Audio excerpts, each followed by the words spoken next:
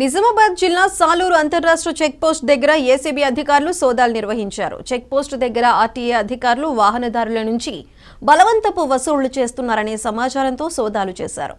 Nizamabad GSP Shekhar Goud ఆధ్వర్యంలో తనిఖీలు చేపట్టారు.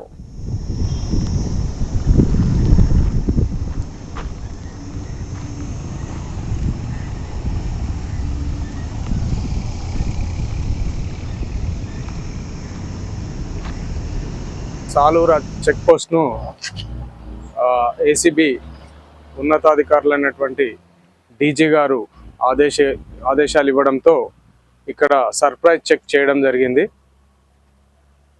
ముందుగా మా ఏసీబీ టీం అంతా కూడా ఇక్కడికి వచ్చి గమనించడం జరిగింది.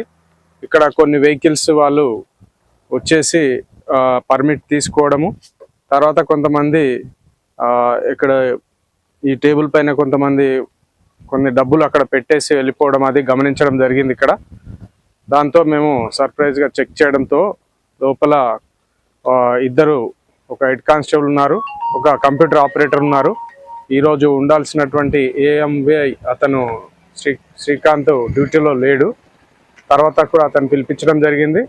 తర్వాత అంత ఏరియా సెర్చ్ చేస్తే ఒక 13,590 రూపీస్ ఈ కంప్యూటర్ ఆపరేటర్ దగ్గర దొరకడం జరిగింది. అవన్నీ కూడా సీజ్ చేయడం జరుగుతుంది.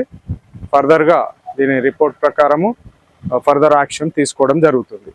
ఏసీబీ రైడ్స్ ఎందుకంటే చాలా రోజుల నుంచి ఈ చెక్ పోస్టులలో అక్రమ వసూలు చేస్తున్నారని కొన్ని రోజులుగా మాకు సమాచారం అందడంతో మూకుమ్మడిగా తెలంగాణ మొత్తం మీద చాలా చోట్ల ఈరోజు ఒకే టైంకు ఏకకాలంలో దాడులు చేయడం జరిగింది.